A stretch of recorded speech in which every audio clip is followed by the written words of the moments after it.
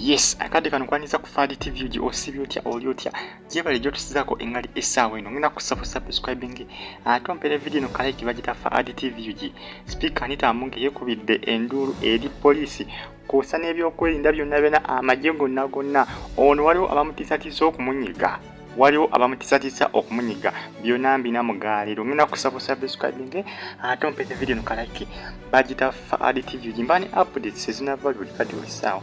Nkuwa amawulire agaku updatinga nkuwa ebintu ebijja okugasa mbatumiddeko abasinza mu ggwanga lya Gettysburg.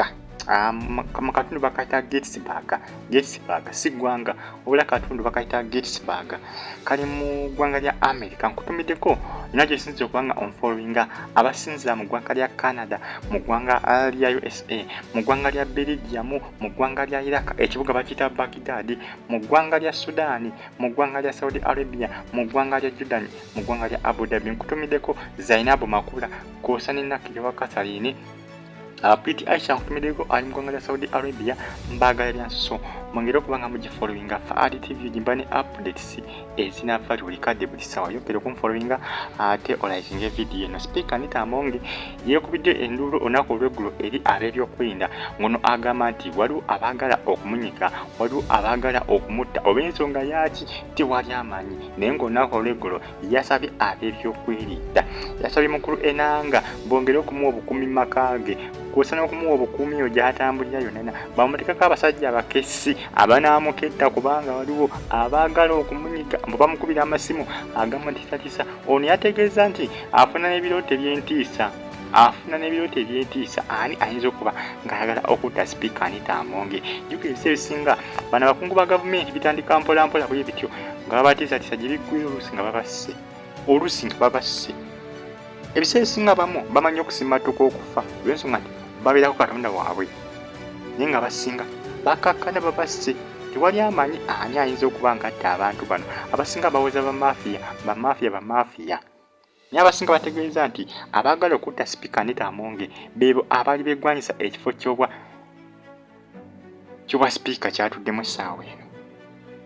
Abasinga bo nga bo bwe bagamba. Era ono yasinzidde ku Parliament olunaku olw'eggulu n'alaga okutya n'agamba ab'ebyokwerinda nti bannange ntambulira mu kutya baagala kunkuba amasasi bantiisatiisa okunkuba amasasi essaawa yonna. Speaker Anita Amunge yategeeza nti abaagala okumutta bamugamba nti bajja kumukuba amasasi essaawa yonna, bamugamba nti bajja kumunyiga essaawa yonna. Speaker Anita Amunge ali mu kutya abasajja baagala kumusaanyaawa kubanga obutwa buleka bwagaanye. Engeri gye battamu gikubulanye kubanga gikubulanye bagamba nti baamuwa butwa.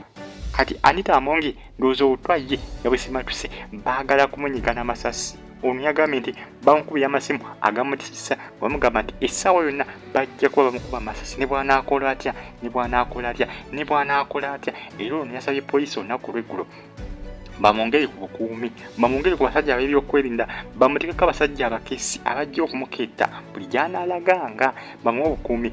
Okuleetera abasajja bali okulabika nga bamukola ki, bamwesonyiwa naye nga abasajja bo balemeddeko, baagala kumunyiga, baagala kumusaanyaawo, baagala kumutta.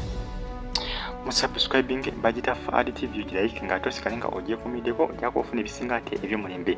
Updates simba nazo buli kadde buli ssaawa, like nga okomentinge ate osharinge bintu bya Speaker Anita Amunge abasajja baagala kumugyawo nga bwe bajjawo Jacob Oulanyah. Si byangu naye munnaye bibyo bitambatamba essaawa zino naye muntu wange Speaker Anita Amunge atudde ku mwagwa essaawa zino waali atudde ku magwa olw'ensonga nti abasajja bo bali serious. Amasimu yagambye bamukubira amasimu buli lunaku agamutiisatiisa okumutta.